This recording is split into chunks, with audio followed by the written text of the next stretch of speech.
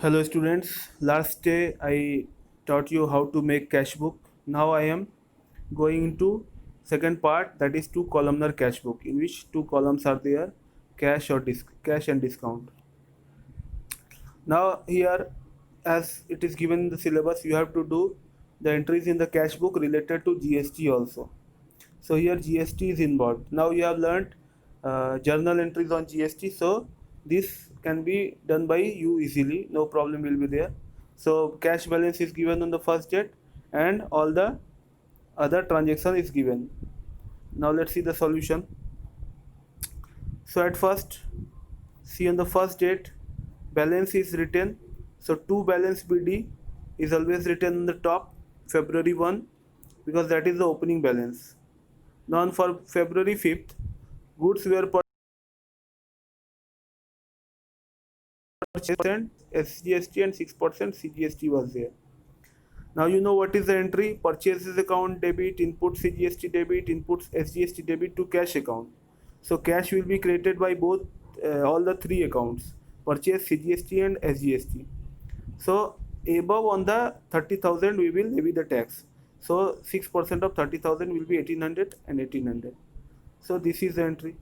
Now if sale is there, sale is worth 45,000 and here output CGST and output SGST will be debited because we are collecting, and through output you may also keep in mind that output CGST means we are collecting, so it will be debited to the cash book.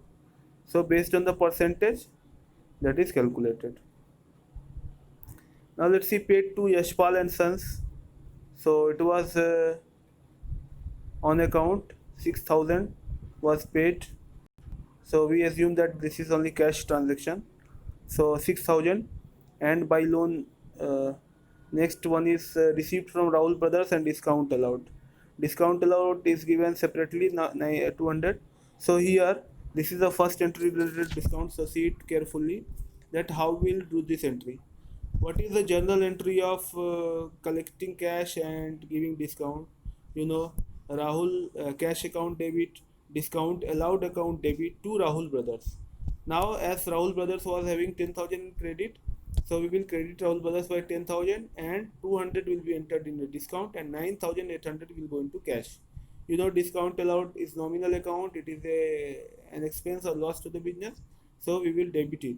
So to Rahul Brothers, in the same line we will write 200 in discount allowed and 9,800 in cash.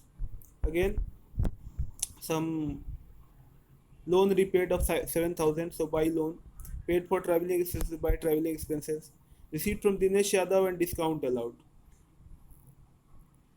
Dinesh Yadav 6,850 was collected. Similarly, see to Dinesh Yadav, in discount column you will enter 150 and in the cash column you should enter 600 850 6,850. Now let's see paid rent for godown. Now here also CGST and SGST is there, so it is of course input. So by rent you will write 10,000 and 600 SGST and CGST. Again paid to Manoj stores in full settlement of their account of 8,000. For 8,000 he paid 7,600. Now here you have to assume that the rest of amount is discount because he was having 8,000 due on us and he was paid only 7,600 in full settlement. That means his books are settled. So buy Manoj General Store 400. Even if the question is silent regarding discount, you have to assume that 400 is discount and this discount received. So when we do the payment, we receive the discount. So on the credit side, both will be entered. Now total payments, we can do this in this way also, or you can directly balance it also.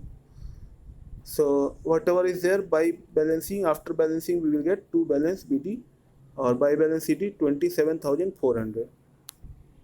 So in this way double column is made. Now I am sending you three triple columns in the homework. Just you have to enter one more bank column here. Just beside this cash you should make one bank column in this side, in right side, and then suppose by purchase, if cash purchase is there, you will enter the amount in the cash column. If it is paid by check, then you will enter the same amount in the bank column. Again, if we are receiving something through bank in account, then we will debit the bank account. If we are collecting cash only, that will be entered in the cash column.